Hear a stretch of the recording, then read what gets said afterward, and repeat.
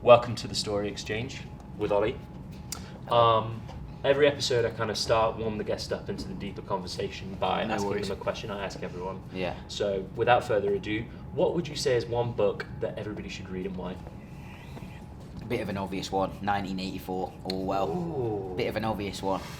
But Orwell, it's so relevant today, Orwell. Maybe a bit of Animal Farm as well. But 84, and then...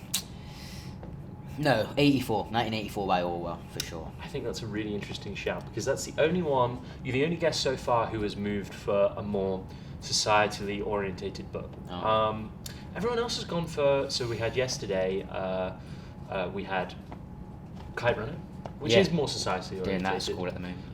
And then the other two interesting ones, Angus said his Dark Materials. Oh, I yeah. said Harry Potter. Oh, yeah. And I was like, I get the Harry Potter one because I think just an easy read to introduce you into the world of reading. But what particularly would you apply for what parallels do you see in 84 and where we are now? Oh, so much. I think especially with you see phones and social media. Oh, a lot, and it's how things can be implemented and how things can be implemented, how fear can control people, so I don't want to go off a bit of conspiracy stuff already. No, that's fine, mate. That's fine. But how just a lot of parallels, mate. A lot of parallels with 84 and what I see now and the way things are going. You know. I think it's interesting because Orwellianism is something that is so often conflated with fascism. For sure. When in reality it's a manipulation of language. Yeah.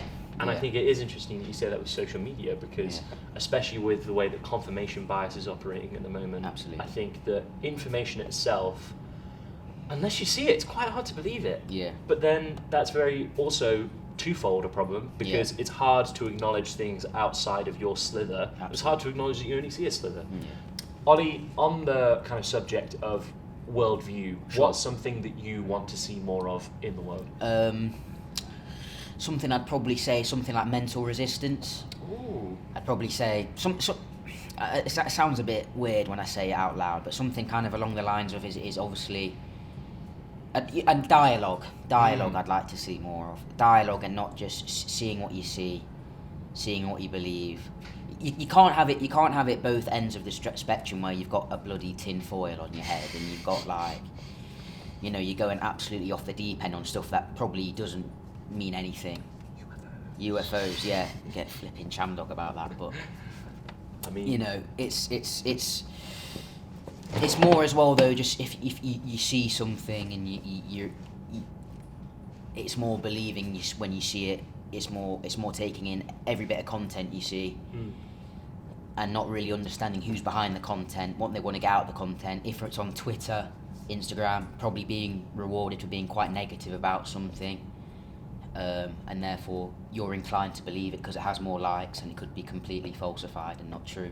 So on that kind of point of you want to see more of a dialogue, would you say that specifically you want to see more of mutual understanding being gained or more of a space where people can accept being wrong and then learning from it? Yeah, exactly what I mean. It's understanding, admitting when you're wrong, understanding that being wrong is sometimes a good thing, and understanding that, and sometimes understanding that there isn't a right or wrong. It's a way where you can. It's too nuanced. Exactly. I think it's really interesting that you say that because it's almost as if being right or wrong is kind of this agreed upon idea that if you are in the wrong, you are somehow viewed in a negative light by those who are collectively right. But then if we actually think about how can you ever truly be right or wrong on a nuanced issue, it's almost like a social anxiety that is entirely self-manifesting, but not something that's tangible that you can divinate. Like a fear of cancer and death that is in your face, that's tangible, that's real. But this not being okay to be seen in the wrong or the right, or accepting that you are wrong. Even it almost propagates itself. It's like I say, like we live in a world where you get rewarded for being so negative about something. Everyone feels they have to be a certain way about things, and if you come across wrong, cancel culture, say it's just someone taking a mick or whatever. You know, you come across the wrong way, and then people enjoy laughing at your expense. I think it is really interesting you say that as well, because there is this kind of on both sides, you know? Yeah, because throwing rocks against a window and hoping that you then rally that cancel reaction in order to point out that the cancel culture exists is just as harmful as cancel culture. It's just it's so self-sustaining. How do we stop it? We just look at it for what it is, and that's a joke. And like I say, have a dialogue about more important things. Is that a bit maybe naive or a bit optimistic, maybe? But then I really sorry to cut you off. No worries, mate. I hate being called naive and optimistic. Well, I don't hate it. I grapple with it because if we can't be naive and optimistic about the future, how do we ever implement change? Absolutely.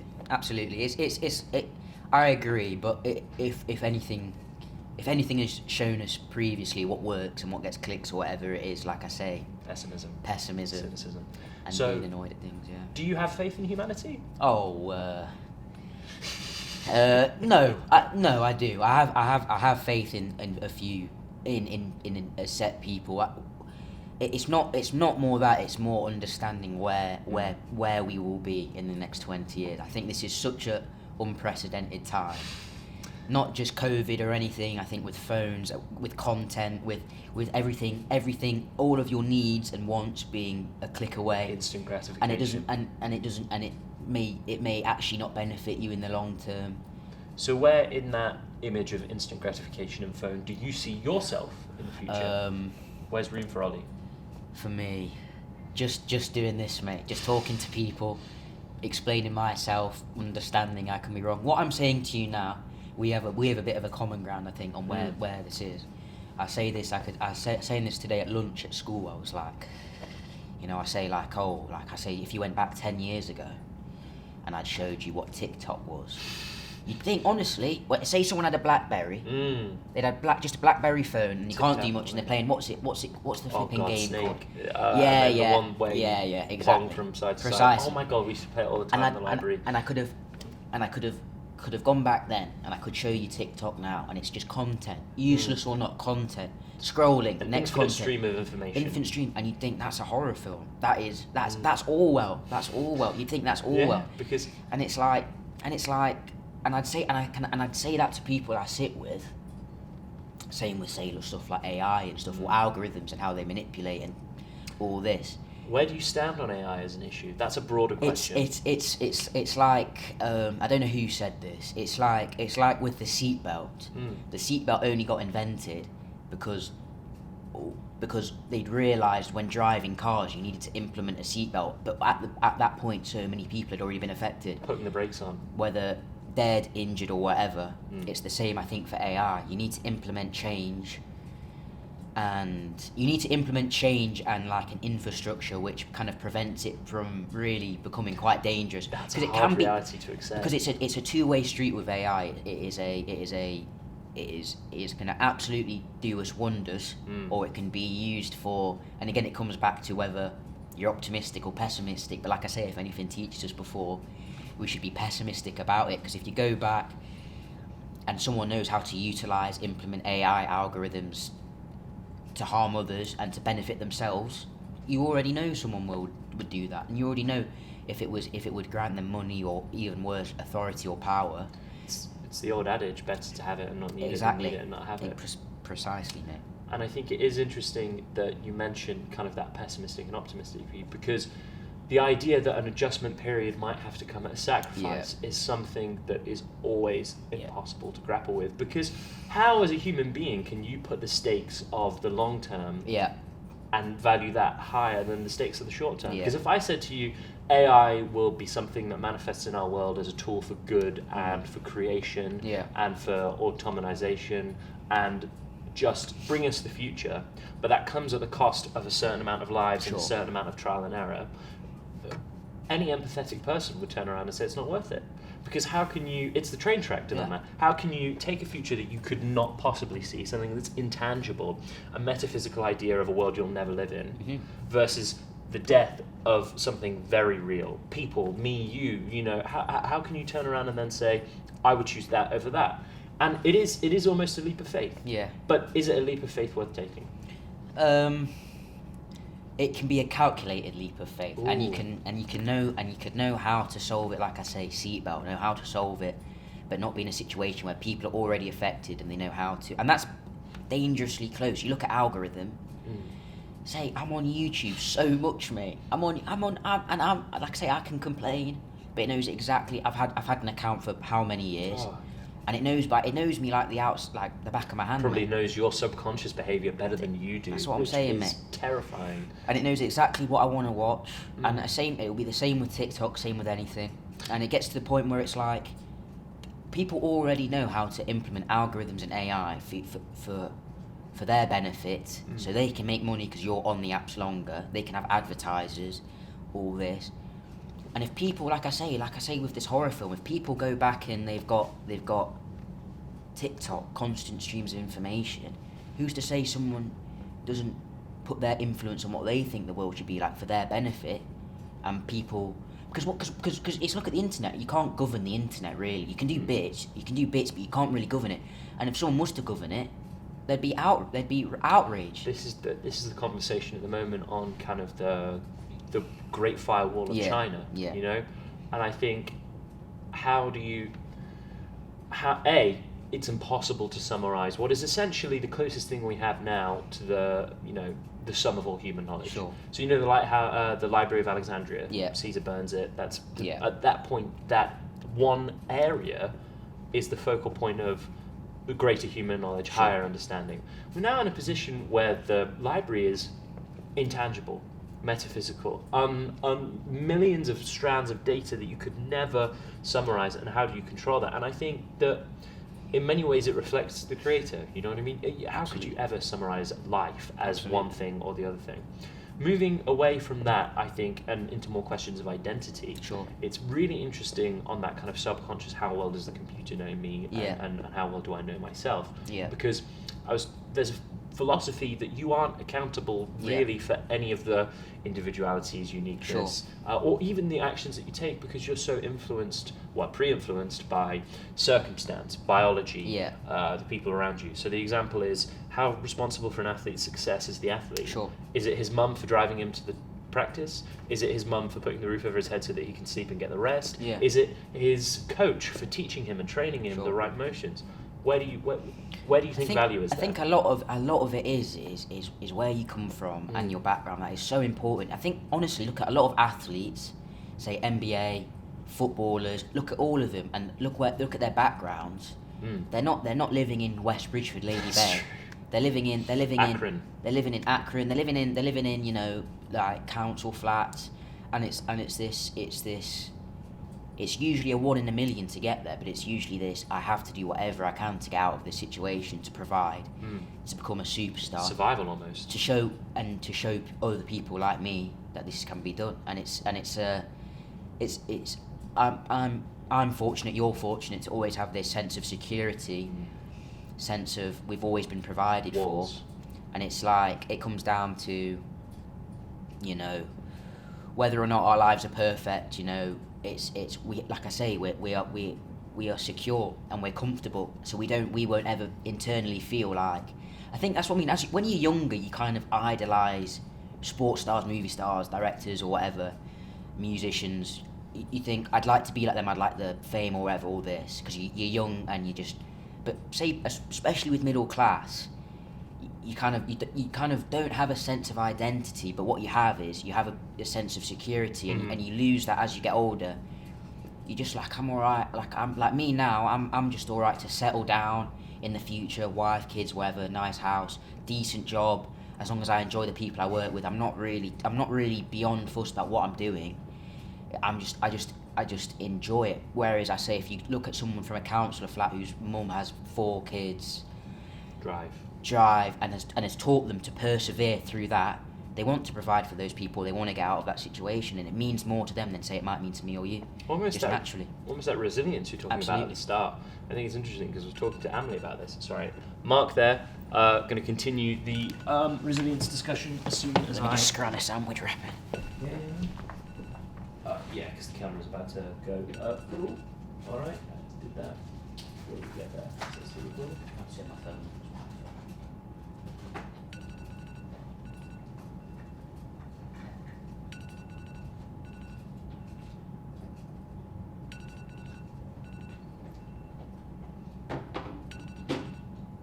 Yeah, we got it. Cool. All right. I'm just because it's with the SD cards. You've got to fucking obviously powder keg them. So, and the battery too. It's going well so far, though, man. Getting some good stuff. No worries, man. Great. Do this for 5 years, man.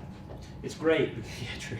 It's good though because I think there was a real adjustment period with the other guests. Yeah. And actually, you know, I don't like writing questions because I think that puts me in a position where I'm just waiting for you to finish what you're saying. Yeah. So to not have to do that has been fucking great. Oh, Stephen, you shit. I'm trying to get this off. What? Bastard. You bastard. You cheeky bastard. Ooh. You know what? I'm actually kind of tempted to just fuck the camera off. Yeah. Because I think, honestly, I've just looked at the shot. The conversation is the content, and I would rather animate over what we're talking about anyway. I'm easy either way. You know how Rogan gets Jamie to bring up like clips and stuff? Well, That's kind of what I intend to do. I do hear that. And the battery's about to die anyway. Fine. Yeah, no Cool. worries. All right. So, yeah, I guess it is that resilience. It's that drive. It's that comfort. But it's almost as if expression. We were talking about this yesterday, and when you feel that your life is planned out for you and mapped Sure. out for you, it's harder to express what you want it to be because you're operating in that framework. Sure. And in the face of genuine hardship, it's Yep. nothing. But I think it can become a hardship in itself. The Mark Corrigan type. You Yeah. know, sacrifice what you love for what you think you need to be Sure. doing, and that kind of innate structure. Do you ever feel that weighs on you? Yeah, no, it does. I think as I get older, as it gets to uni and whatever is post-uni, for sure, like I'd be silly to say it doesn't. I'm sure that is the case for a lot of people. I think it's, but I think as well what people have to understand is just if you can just find happiness with whatever you're doing, understand, as long as I'm comfortable with whatever I'm doing, I've kind of lost this bit where I want to be doing. It's like I say, like say if you'd have asked that 3-4 years ago, it's all about, for me, like I was saying, identity and making something out of myself. But you get older and you're like, you know what, like if I'm happy, I'm happy. Do you know what I mean? Like happiness, like I say, especially nowadays, you know, it's so hard to come by sometimes. You can be really rubbish. And it's like if I'm comfortable, if I'm happy, that'll do me, mate. And it's like you say, like it will weigh on me. Like I know for a fact if I haven't, say I haven't done as well as my parents or mates, it does weigh on you for sure. It weighs on you. It's like you have an inner competition with everyone you're around. You can't really deny it. Everyone has that self-value, exactly. And it gets down to it like. But I'll just always remind myself: am I happy doing what I'm doing? Am I comfortable? You know. I think it's interesting that you said, because you're somebody that I consider to have a very base skill, which is rare. Yeah. Ironically rare, which is that I think you're a fantastic communicator, and that in itself is almost a passion and a love and a hobby. But we don't really equate that as a thing. Yeah. You know what I mean? I think it's so often neglected in the face of, can you paint a pretty picture for me? Can you play me Fleur de Lis? Yeah. But I think that, honestly, if I think of the real world applications of what that will allow you to do in the future, the sky's the fucking limit. You know what I mean? Yeah. Because you have a way of malleably, not manoeuvring so much as moulding around the people that you're with and being that gel and glue guy. What do you think are the benefits that you see in your life? Or what do you think the benefits of it that you take? Being able to say like what I'm doing with you now, and say I could just do that with someone I just have randomly met 5 minutes ago. It is a skill, like you say, it is a skill, and it's one I think people don't really appreciate. To be honest, it's like we are the best, by the way. That's basically we are basically better than everyone else. But no, it is important, and I think it is like a. I do value someone who can engage in conversation, and I think that will be vice versa, innit? You know what I mean? And I think to make anyone feel like you know you're they care and respect about what you're saying is really, really kind of missed with some people I speak to. I can talk to someone whether on Snapchat or in person, and I can tell, you can kind of see they're not interested or whatever. And it is one of them, especially with guys, where you don't know how everything is. I think really just taking the time out of your day to just appreciate what people are saying, and maybe making someone better by just, you know, someone who you don't really see speak to a lot of people, you go out of your way to speak to them. It really can mean the world, and that's why it's a skill. And like you say, take that into the world of work or wherever. Sky's the limit. Sky's the limit, mate. There's an expression we have in acting called eyes to the soul. Sure. Eyes are the windows to the soul. Right, you know, the fundamental thing for me, I think, is that so much of communication is non-verbal, right? That 70-35 Sure. Albert Moravian rule. And then I think more importantly than anything, it's that figure of eight. Yeah. You give me something, I build on that thing. You give me something, I build on that thing. And I think that as a society, we're moving away from that because we don't need it anymore. Yeah, you know? exactly. I can comfortably occupy myself for an enormous stretch of solitude and still get that dopamine rush. Yeah. So I guess, would you equate that to kind of the entropic era of time where things go from a state of coalescence and togetherness to drifting apart? As a society, are we doomed to be alone? Are we doomed to be alone? No, I don't think so. I think we'll always crave interaction and relationships and bonds. I mean, it's different for everyone, isn't it? It's different for everyone, but I think I do hear what you're saying. You know, this is what I try to do when I'm talking to people. I really value face-to-face interaction a lot more than messaging someone. Massively. I really value that a lot more. Like I was speaking to this girl at school. I was just speaking to her, and I was talking to her, and the conversation, it was just a bit of a write-off. It died off, mate. It died. We both knew, but we didn't want to say. It's almost experting air in order to continue the fact that you can say you've had a conversation. It was like oh, nice one. Cool. We have a last day at school, and it's a dress up, and Aw. every time I've run out of something to say, I just resort to a What are you going as? Yeah. I literally, so it's like so yeah, what are you? Buzz Lightyear. What are you doing on the last day? What are you dressed as? And when you say that, like stuff like that, and you know it's come to an end. So I didn't message this person, and then they go, and you see them in person, and they'll be like, why'd you not message me back? And I just go like, we'll just do this instead. Do you know what I mean? This is way better. It's more stimulating. It means way more. Do you know what I mean? It's like if I see you at school every day, and I've spoken to you at lunch or break, do I really want to spend like a good 3 hours talking to you about something? Do you know what I mean? But that's interesting, because it's almost as if what dictates that then is not so much how good at communicating you are, so much as how present in the moment you are, and how much can you draw to then fuel conversation. Yeah, if that makes absolutely, sense. absolutely. Because I know exactly what you mean, and I think because of the oversaturation of instant communication, and because the fact that you are literally a button away, I sometimes feel that there's kind of an innate pressure to have something pre-prepared and planned to divulge and break apart, whereas that's not really being present in the moment. That's me manufacturing an idea of what I think a conversation should look like. Exactly. So that kind of leads to the next question, which would be, where in your own life do you see that pattern of I'm doing this for image rather than substance? I think in my case, I'm 3 years ago. It was all that. It was all honestly how am I perceived? How is it this? How is it that? And even maybe with some people, it's still like that with me. Maybe like I'll to be brutally honest.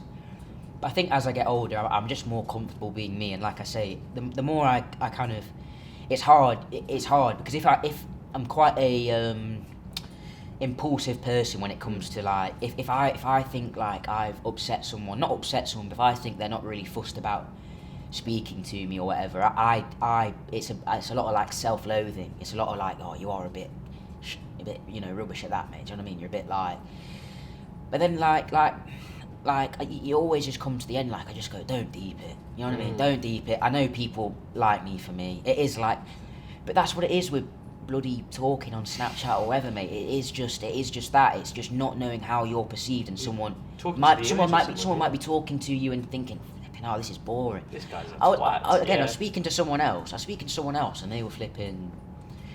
I just messaged them, and they hadn't messaged me back for a few. Can't say fuck, by the way. All right, sorry. they hadn't messaged me back for quite a while, and then I messaged them back, and then they hadn't messaged me back for ages again, and I was like, am I really boring? Am I really boring?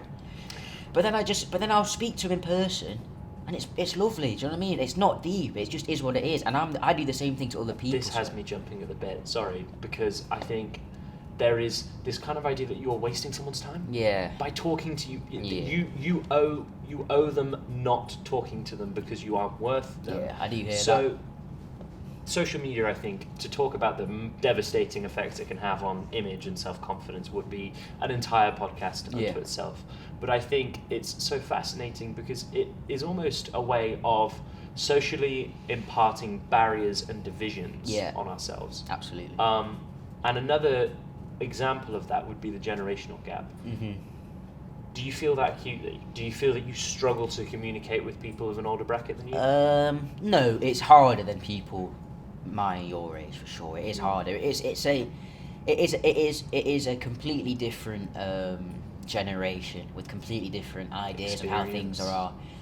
I think speaking my parents' generation or our parents' generation, kind of they came from a very seen but not heard. Do you know what I mean? Seen and not heard, and they understood that that doesn't really work. But you still do see at times that kind of uncomfortableness and kind of and I don't know. I mean, I guess there always will be. It's like I say, it's unprecedented the world we live in. My mum says this to her mates about like me and Dan. She was saying this to me about what she says to her mates. She goes, like I say, so much content. They know way more than what I knew. I lived in like Shropshire, had a newspaper, a radio, a TV. Yeah. That's that. We can have big conversations on race, sexism, technology, or just anything, any topic that is really hard to like. It's hard and it takes understanding and it takes a lot of. You just don't want to be ignorant when it comes to those things. Yeah. And they had a newspaper and a TV funded by, say, is it Murdoch or whoever's in charge. Fucking Murdoch, man. And like I say, it's different now. Like I go back to it again. It's different now when it's kind of more of a people's voice, which is a blessing and a curse, because people have kind of now. That's why there was a brief period where social media was really good, where when it wasn't really monopolised. It was for the creators. And people didn't know how to exploit it for their own gain, whether that was a creator or someone at the top. And that's what you don't get. There was more of a I don't know what's the word, more of just like a integrity almost. Like a raw feel to it though. I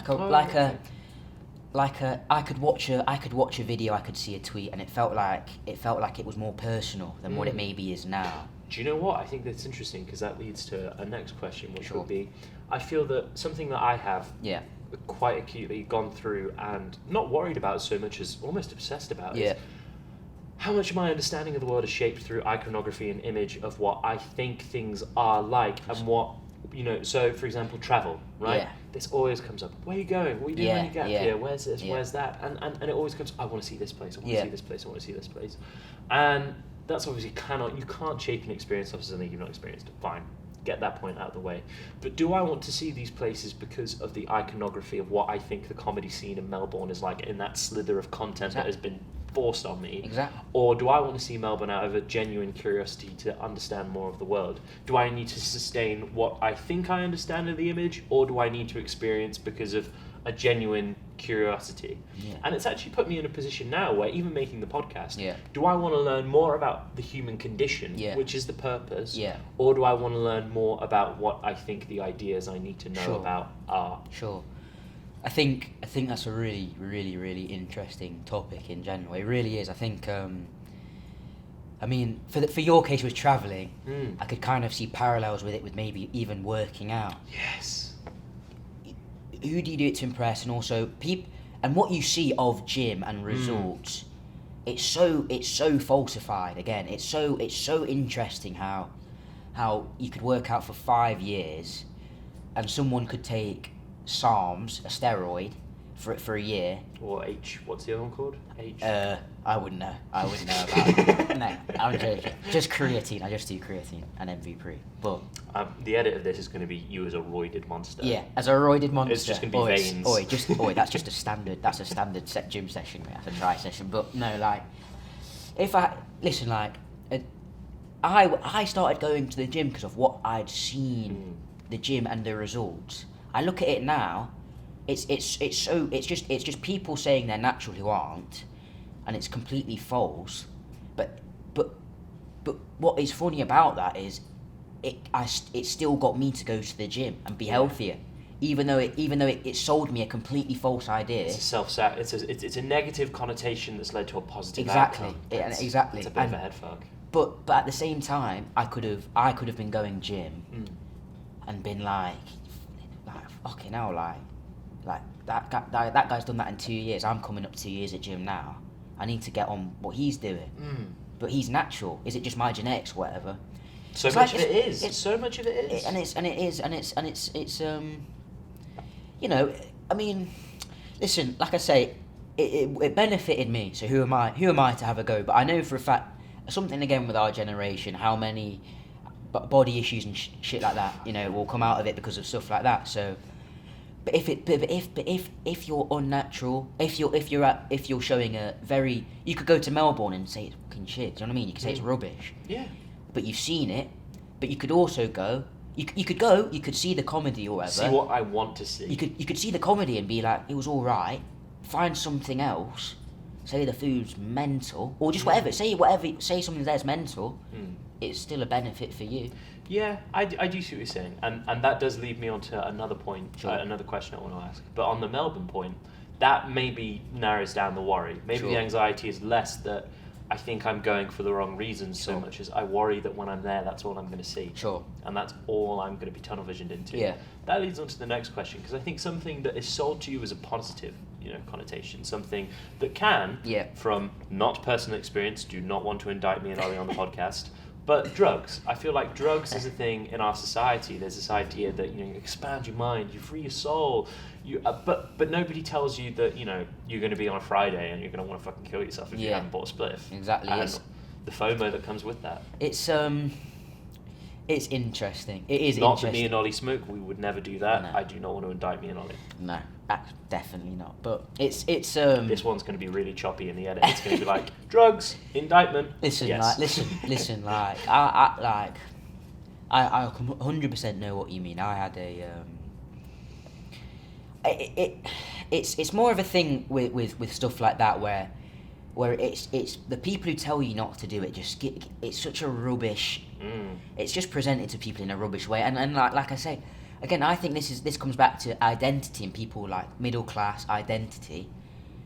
Drugs like smoking weed or whatever, it becomes an identity. It becomes what and you kind of You're like a stoner. you kind of relish it. You kind of like Hypothetically relish relish it. You kind of like you like being known for something, whether it's not really taken seriously. You appreciate that, and that's what it is. And you appreciate that there are other people who are with you who it's unique. Who are there with you. It's unique to you. Exactly, and it is, and that's what it is, and it's and that's what it honestly probably if I was to hypothetically do it for the first time, that's probably what would intrigue me about doing it. So from a hypothetical, if I was ever to try drugs, I think it would be so that I could associate myself with that stoner culture and image. Is that then driven by a need to be unique because there are too many people, or is that driven by a demand that if you're not unique, you're not good enough? It's just like enjoying the fact that and I mean I wouldn't want to do it be on my ones and just be like I would like to just be the one who smokes and be on my ones.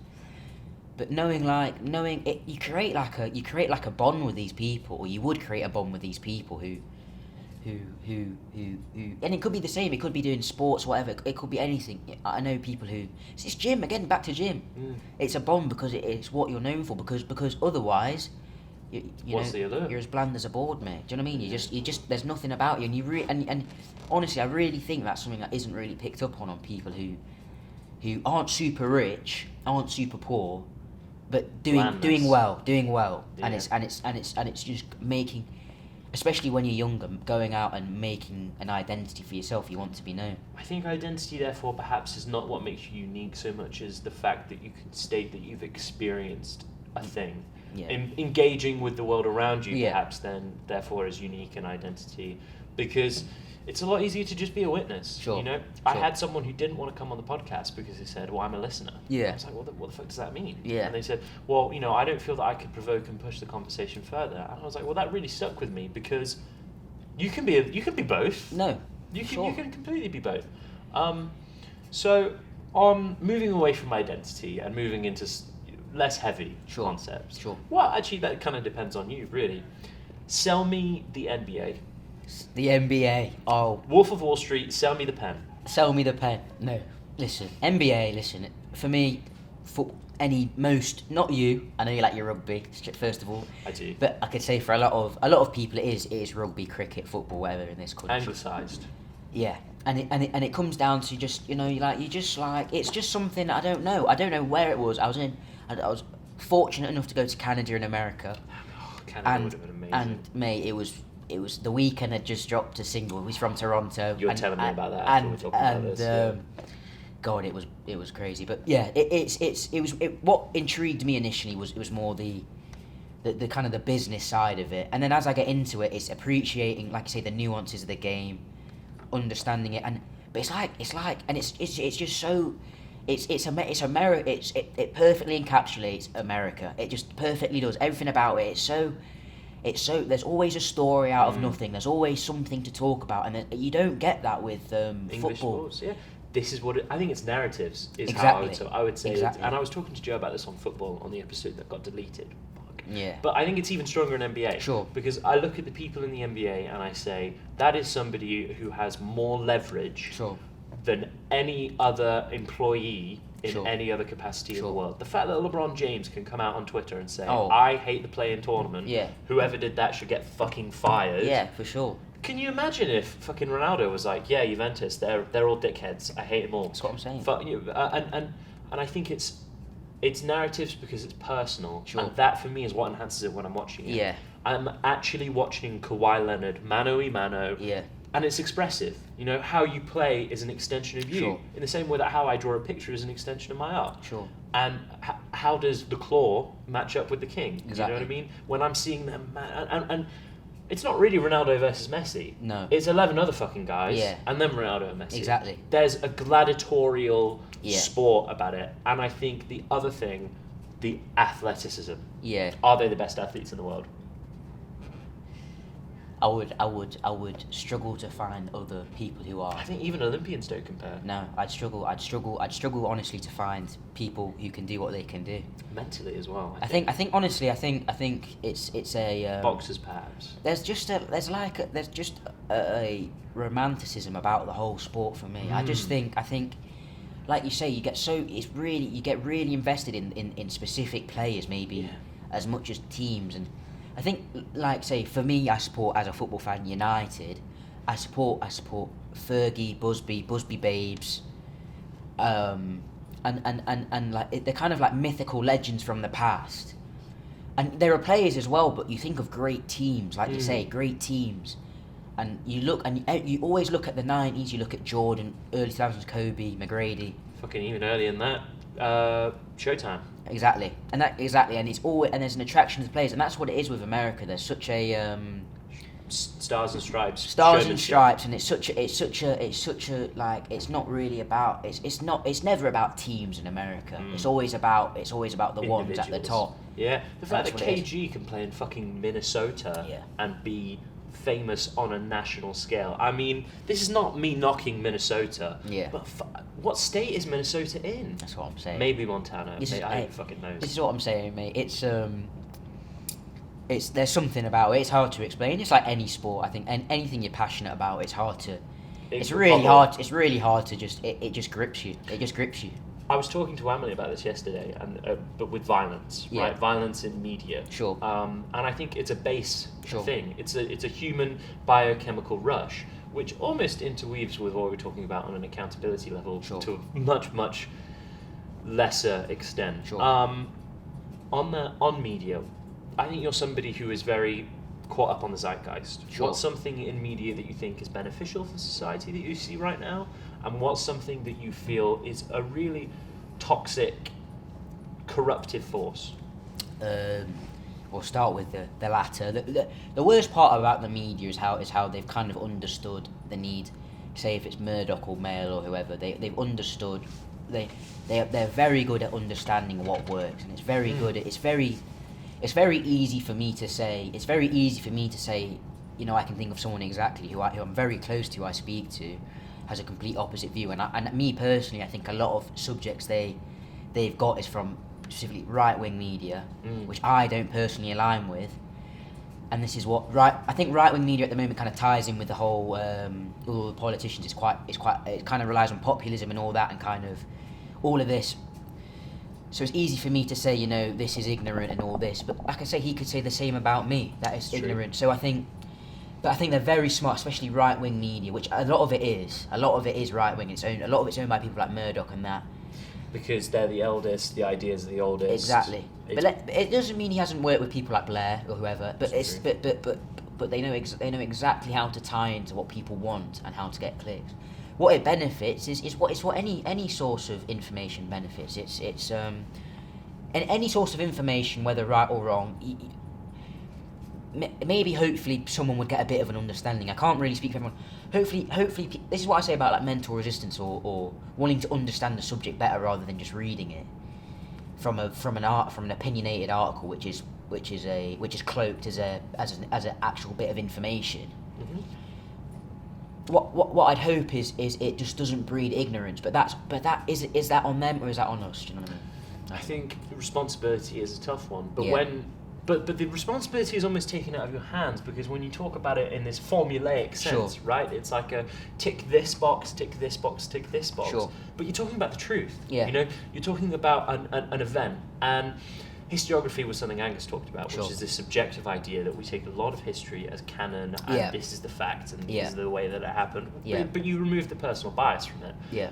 But centralizing that to this discussion, fucking truth as a formula, how does that work? How do you take a metaphysical concept that, like, what actually happened, the truth of the matter, who was involved and what they stand for, how do you then apply that to ones, zeros and an algorithmic formula and maintain any form of integrity? Exactly. Is journalistic integrity dead?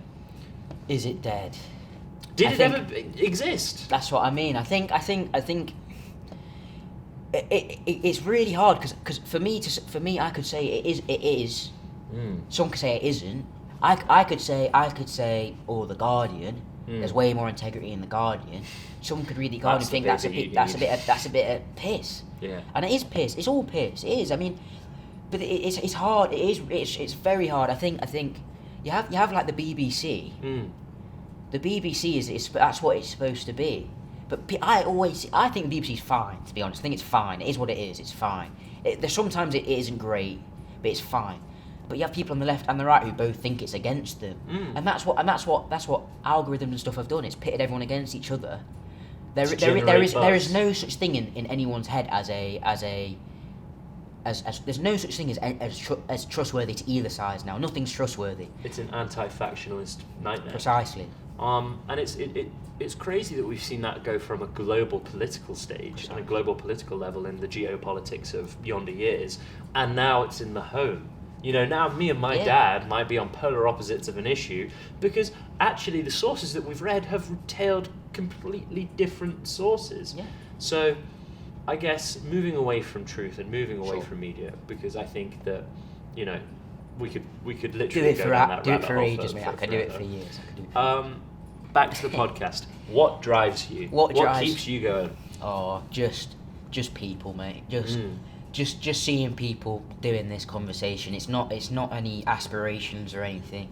I'd like to say that I do have aspirations to do this and that, but honestly, just knowing that I'm fortunate enough to be surrounded by a lot of people and a lot of good people, and what drives me is to just make myself proud. Know I can put work into something and hopefully reap the benefits of it, and have a good time afterwards, mate. I think that's such a nice worldview, because it's so rooted not in abstract concepts that you can divine purpose from. For sure. You know, and I this leads me to a conversation I haven't had with anyone yet, but I would like to have with you over the pod, which is belief systems. Sure. Right? Which is that I'm somebody who, I don't hold a faith, I don't believe in a religion, but I believe in belief systems. Sure. Right? Sure. And I think your system of belief is one that is rooted in other people, and that is so healthy, because it comes with the premise that other people at times will be flawed and let you down, but we can also be the best things in the fucking world. Yeah. It honestly is. It honestly, but it's taken a while for me to kind of get this point of view and kind of appreciate that lie. Because it's like you always kind of when you feel a certain way about something, you kind of feel maybe it's just me feeling this way, and therefore you don't empathise with other people who you maybe don't get on with as much. Why is this happening to me? Exactly. Yeah. And then I think, like you say, you get a bit older. You just honestly, I just sit back a bit more and I just go, listen, like, I'm just happy. I'm so fortunate. Like I'm not even just with being provided for really well by my parents and a good job they've done. It's more or less being surrounded by. I'm fortunate enough to just have met people who I'm just really, really, really happy with. Like you say, like Rushcliffe or people outside of Rushcliffe, like yourself or Morgan or Leon, whoever. You've got to put yourself in a position to do that, though. Exactly, but I think maybe other schools. Other friends, it might not be enabled. Look at West Bridgeford. Yeah. Look at other schools close to us. Look at the image and the predication that having a collection of it's bubble wrap, right? You don't bubble wrap yourself in bullshit, because I think you have that vision to see people for what they are and what they can be. More importantly, and I think that's the problem. You know, that's the problem with my people. Like, I'm going to blur his name. He sees all the negativity in people, and he sees their capacity for awfulness and shitness, and to let him down, but he doesn't have that faith. For sure. And I think I'm somebody who only one step at a time moves forwards. I think it comes with age. It's easier to understand that you can have faith in things, because I now understand that my life is going to be longer than I did when I was 9, you know? And I'm sure that will only increase tenfold the older I get. But from the perspective of a young person, I feel like I'm finally in a position where I can believe in the quality and the fibre of people, because even though, just like me, they will stumble, I know that they have the capacity to get back up afterwards. Absolutely. And it's that getting back up that I think is the thing that's what drives me to expect better from people in the future. Exactly. That I mean, listen, I think to sit here and tell you that what drives me is goals and objectives. I have little objectives, of course. I have little objectives. Targets. But I think honestly, just to say this is what I want to be doing in 5 years. I know there are people like that, and I just don't really know how. I appreciate if that is the case. I just think for me, don't put too much on myself to do what I want. All I can do is work as hard as I can, stay happy, keep the people around me happy, look after them, hope they look after me as well. And that's what drives me, just to stay happy, stay content, hopefully find something that I really enjoy, that I'm good at. Because I think big other philosophical thing, I think that's what is a purpose in life. Is to find your given talent, excel at it, and just stay happy, and just realise, like, when it's a bit rubbish, it ain't that deep. Like, it is. I know that does sound. It's not like I'm trying to dismiss anyone who's going through problems, because we all go through, but you can never really understand the extent. Exactly. It's not to undermine issues, because if you have issues, it's absolutely something you should feel comfortable talking about. And it's okay to have those issues. Exactly, precisely. It is okay. Exactly. It's okay. But just always look back and just think. Listen, like, for what it is, life. It sounds so ignorant, but for what it is, at times, life can be really good at times. And just savor what you've got at the moment, instead of really driving to be somewhere in 5 years. Get to 5 years, and then get to 5 years, and then it's where do you want to be another 5 years? Like you say, 10 years, 15 years. Incremental progression. Exactly, and you're never quite. In the moment. I think that thinking like that maybe benefits you more in a school system, uni system, maybe even a job. Is maybe you might call it ambition.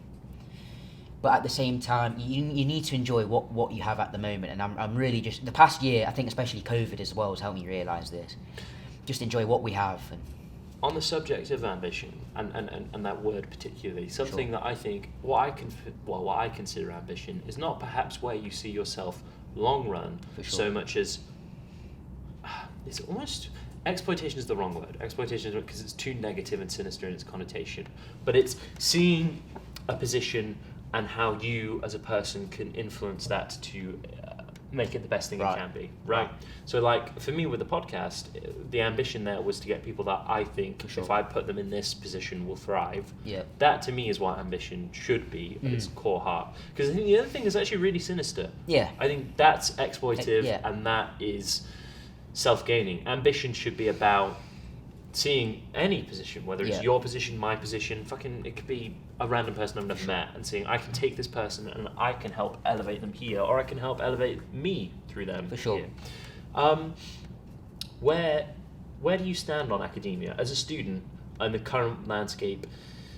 Because I think if you think about societally what academia might be, right? What my image of it was growing up, it's a place where smart fucking people who are passionate about smart fucking things get together and advance those fields, push them further, learn, and that might be a Hollywood view, right? That might be a theory of everything. Let's talk about physics. What is it to you? I mean, it was initially that. It was initially thinking that's what it is. But what it is probably just people who are there. It's probably what they enjoy, and it's that simple. I mean, it's not like I don't think in every field in life you're going to find people who want to push the boundaries, and you need those people in life. But I don't think the majority. I don't think the majority of people in the world are like that. It's not that you're not going to find a Michael Jordan in every field of the world who's psychotic and needs to like push until they literally can't. It'll be different in all cases, is what I'm trying to say. It can be very different. I think and you need both. I think you don't want to. In some fields, you just don't want to take it too seriously. But at the same time, it's important to have people who push boundaries and take that responsibility themselves, and they're happy to do that, even if it comes at the expense of others. Or themselves. Wow, or themselves, mate. Because you look at people, especially who have grown up super smart, and it really does have a mental toll on them. But it's like they've given themselves this responsibility. Anything less is a failure, and anything less could be like me on a mental day, going, I'd probably never worked that hard in my life. Could be losing an argument. It could be something as minute as that. Exactly, and that's exactly right. That's the case with a lot of people. So there's this practice in meditation about not finding confidence in these false structures that we build for ourselves. Oh, I'm jacked, I'm big, right? Yeah. Or I don't fucking know. I've got a great jawline, I've got good hair. Yeah. But instead finding confidence in the ability to, I'm quoting Headspace here, to let thoughts come and go from your mind, let events, people, things, stimulus, right? So I could sit here and I could be present and I could be aware, and I would not be fretting over, oh my God, I've just thought that. Oh, that's thinking. Oh, I've just thought that. That's an emotional burst. And finding confidence through that mastery of your mind, I guess. Yeah.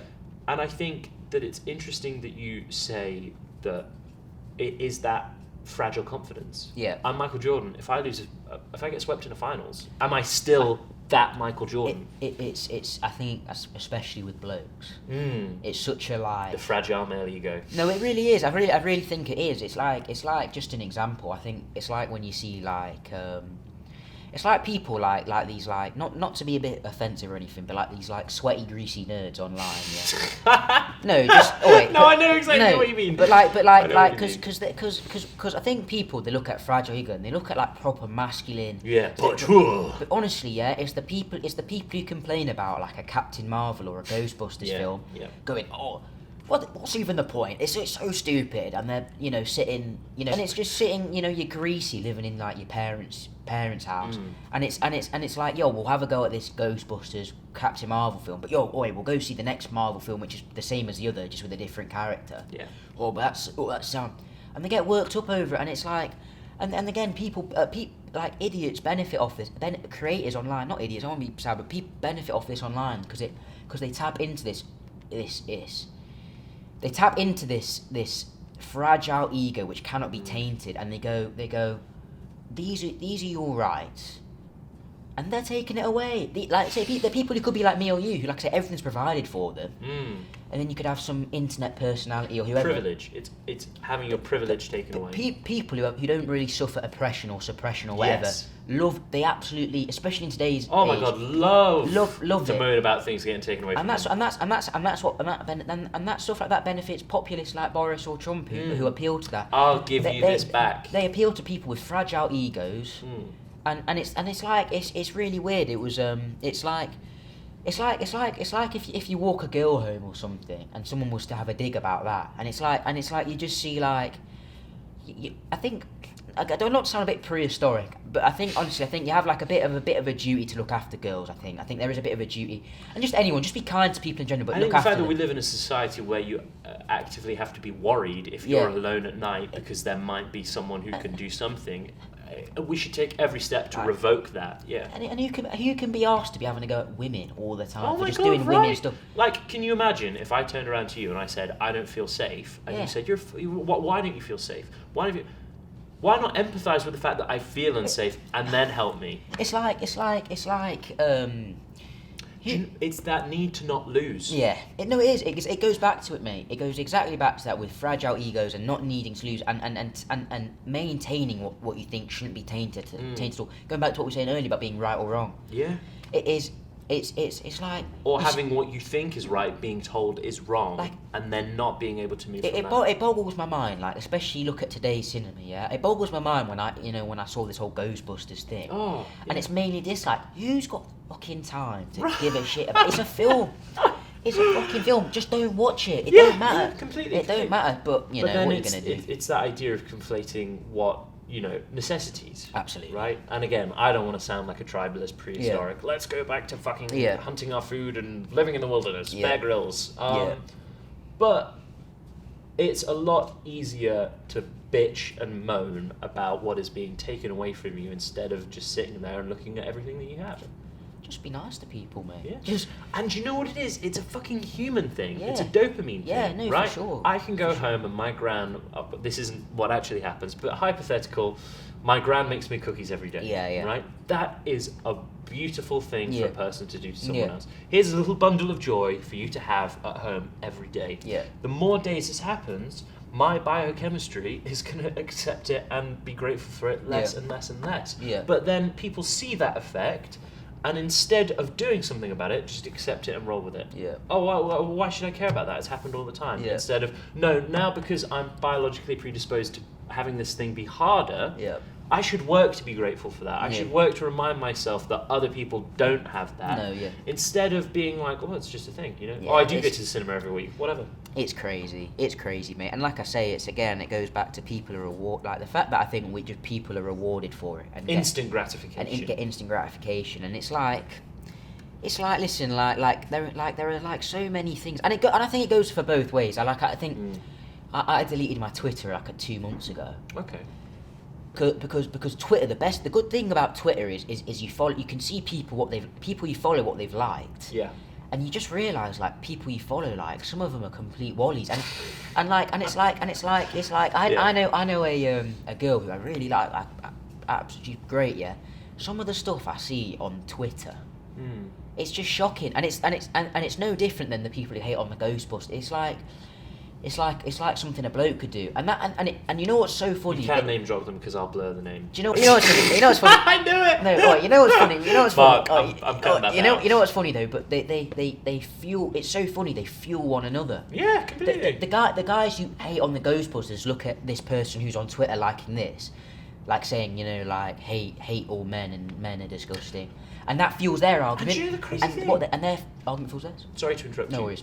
We have been dealing with this for fucking hundreds of years. Great Expectations. Do you know what that is? Go on. Charles Dickens novel. So Miss Havisham and fucking Pip and Estella and acted in the role as a child. Go on, but it's that idea of we are still dealing with something happens to me, so I indoctrinate you, and then you come back with someone else, and then that person gets indoctrinated by someone else, and it goes on in a vicious fucking loop.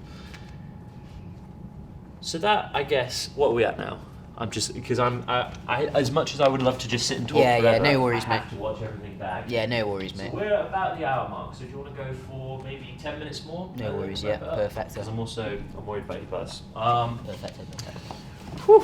Okay, there's one question on here that is another good one. Nice one. This is one that I've asked other people. Is self-help a pseudoscience? Is self-help a pseudoscience? It can be, but again, it goes back to this whole gym. Self-help, like just self-betterment in general, is something we should all strive to do. I mean, it can be interpreted in many different ways. A pseudoscience, though. I guess it can be. I've never really thought about it though. But That's fair. What would you say? I think for me, self-help, saturation. Yeah. It's like anything. It's where you Yeah. look. I mean, Yeah. meditation in many ways is self-help. It's Sure. an individual practice that Sure. you do to enhance your own state of mind. But I think, again, it has room to be monopolized, capitalized, and fucking Precisely, mate. exploited. Last killer question. Late capitalism. I'm quite left-wing leaning. If you haven't divulged that from the podcast Me already, too, I'm sure you will. Me too. This is a communist podcast. No. Capitalism, and specifically late capitalism. What are the effects that you see in your life on a daily basis, and what are the things about it that make you fucking grind You your know teeth? what? And this is kind of the irony of it all, of stuff like that. I only really see the benefits of it in my life. I'm very fortunate. Again, it's whether you, it's whether, you know, people like me or you could feel secure and therefore support it, which is how it works. The hypocrisy of the middle class You socialist. feel secure, Yeah.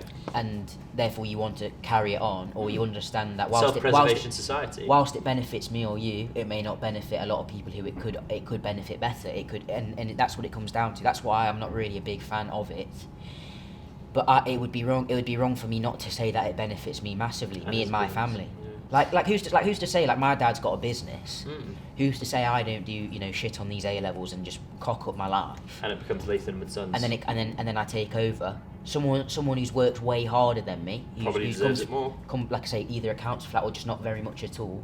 Who'd maybe probably even do a way better job than me, because it's a structural engineering one. So maybe do a way better science, maths, whatever. Would do a way better job, but it's given through to me. And I'd only see the positives of it. So at the same time, it's a bit of a grasp. But which sword do you want to fall and die on? You know what I mean? I'd rather earn it. I'd rather earn it fairly, for sure. I'd never be happy with myself. I guess it's the old adage of you can't have it both ways, because I don't want someone to lose, but I want to be comfortable. Yeah. You know what I mean? And you could easily be doing rubbish and adopt the mindset, you know, and a lot of people do this. This is what I think a lot of rich Bezos rich people do it. It's The really Muscolites. Exactly. It's not that I bet they'll see a lot of, you know, people not like them, but what they'll be thinking is, don't hate the player, hate the game. Don't hate the player, hate the game, because I benefited off it, and I'm almost certain they'll be thinking you can too if you get off your arse. And maybe you could, but there are people who aren't given the same opportunities. I think everyone should be given a fairly equal start in life, and whoever makes the most of it gets rewarded the most. So meritocratic almost. Yeah.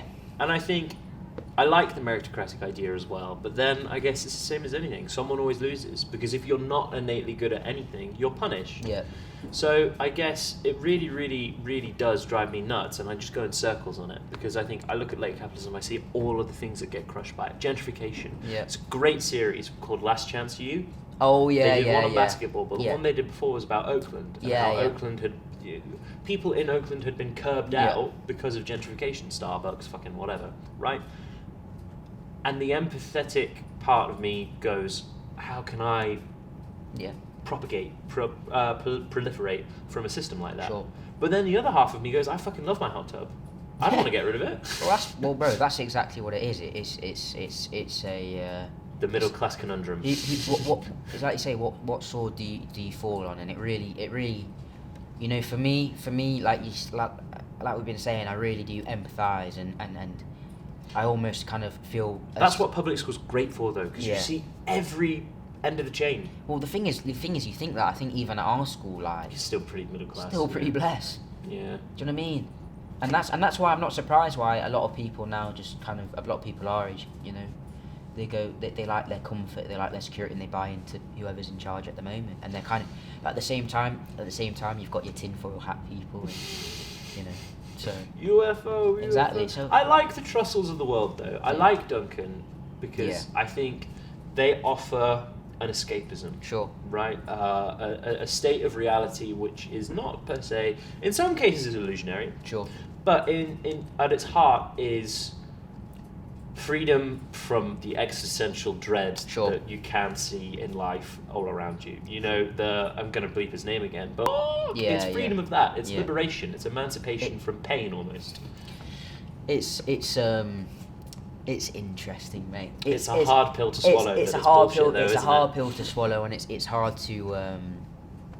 It's so hard to figure some stuff out in life, mate. Some stuff, and that's the thing. I was talking to my uncle about this. He said the great thing about getting old is I know that I don't have to have all the answers. I'm never going to have all the answers, and that the people I thought had all the answers didn't, and the old ideas are not worthy, and that I could discover some of these questions with my kids who are getting to that age where they're learning that too. Yeah. And I think that the irony of which being that I made this podcast because I want to learn everything. Yeah. On that note, you've been a fantastic guest. Cheers, I've been mate. looking forward to this all week. Me It's been too, great mate. to have It's been you class, on. mate. This room is very cold now. Yeah. I am aware of that. I had Oh, no worries, mate. It's had been to turn the fan down. the warmth of your lovely conversation has kept me through. That's Also, hard. just before we end it, I just wanted to give a quick shout out to DC for the lift here, and also give a quick shout out to Joe Walling because I said I would, and Yusuf as well. Cheers, thank you. Hi, Riles. Is it still Riles? Yes, yeah. You can. I mean, I've not called him that in years, but go on. All right. Hi, Joe. Any other? Oh my God. I'm trying to think.